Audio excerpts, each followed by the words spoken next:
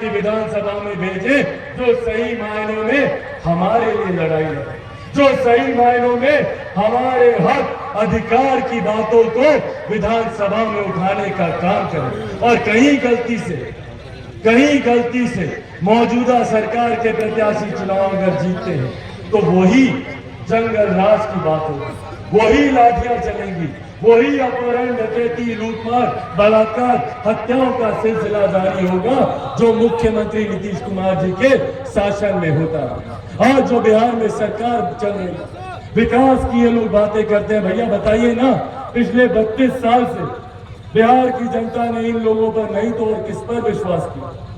90 के दशक से लेकर आज तक बिहार में इन्हीं लोगों की सरकार रही है, भले वो राष्ट्रीय जनता दल हो या जनता दल यूनाइटेड हो, यही लोग पिछले 32 साल से सरकार में। और आज ये लोग बात करते हैं भैया हम लोग बिहार में विकास करेंगे। जो लोग जब सत्ता से बाहर होते हैं तो लाखों रोजगार देने की बात करते हैं, और जब सत्ता में आते हैं तो वापस से लाठी चलाने का काम हमारे युवाओं पर, हमारे शिक्षकों पर किया जाता है। ये इनकी दोहरी नीति को दिखाता है। जब विपक्ष में कोई रहता है तो कहा जाता है भैया सीटेट बीटेट सबको भर्ती की जाएगी, 7वें चरण की भर्तियों की बात होती है, सुशासन की बात होती है, यहाँ पर मंगल राज कायम करने की बात होती है। पर वही सत्ता में आने के बाद वही अपहरण, वही हत्या, वही बलात्कार, वही लूटमार का सिलसिला जारी होता है। ये अब हम लोगों को समझना है और हम लोगों को जानना है कि भैया सही मायनों में कौन दिन रात सुख दुख की घड़ी में हमारे साथ खड़ा है, कौन सही मायनों में हम लोगों के लिए लड़ाई लड़ने का काम करता है। और आज साथियों, विशेष तौर पर यह आग्रह मैं अपने उन साथियों से करूंगा जिन्होंने हमेशा मेरे नेता, मेरे पिता आदरणीय रामविलास पासवान जी का साथ देने का काम किया, जो मजबूती से हर परिस्थिति में मेरे नेता के साथ खड़े रहे। मैं उन लोगों से भी अंत में यह आग्रह करूंगा, मेरे नेता को गए आज लगभग 2 साल हो गए। इन 2 सालों में मैंने हर संभव वो प्रयास किया, भले मुझे सड़क पे रह के संघर्ष करना हो, मैं कभी ना घबराया ना विचलित हुआ। मैंने हर संभव प्रयास किया कि कैसे मैं अपने नेता के सपने को पूरा करूं। विकसित राज्य बनाना मेरे नेता का सपना था। उन्होंने 50 साल से ज्यादा, 5 दशक से ज्यादा सक्रिय राजनीति में उन्होंने दिए ताकि हमारे प्रदेश के लोग आगे बढ़ सकें। और मैं गर्व के साथ कहता हूं कि इन 50 सालों में मेरे नेता पर कोई 1 रुपया तो क्या 1 पैसे तक का आरोप नहीं लगा सकता। इस बात का डर मुझे, उन्हीं का आंसू है, उन्हीं का खून है मेरी रगों में। और ये वादा आप लोगों से करके जाता हूं कि जब तक बिहार को एक विकसित राज्य नहीं बना दूंगा तब तक मैं भी चैन की सांस नहीं लूंगा। ये वादा आज आप लोगों से करता हूं।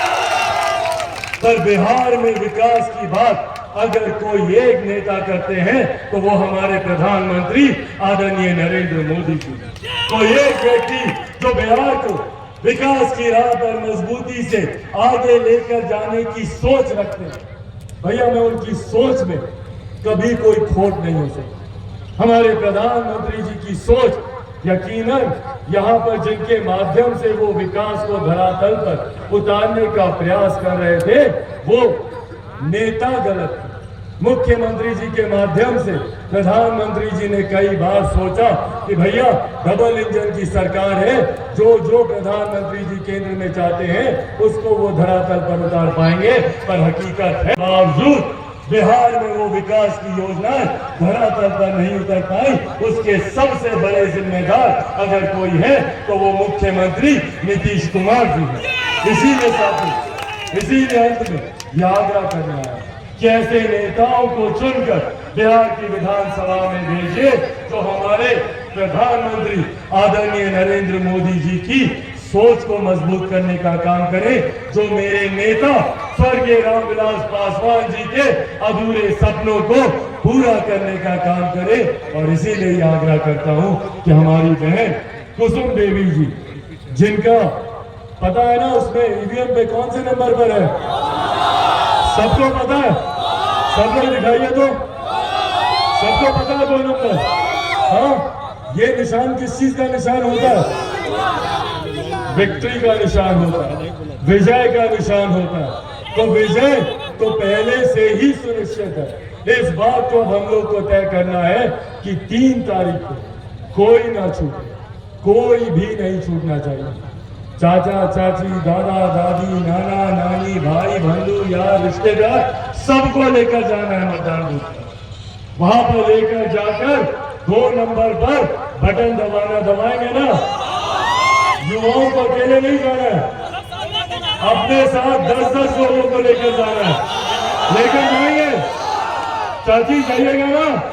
आप उठाकर बताइए, सब लोग जाइएगा ना? सब लोग जाइएगा। तो 3 तारीख को 2 नंबर पर, और छाप कौन सा होगा? कमल का फूल।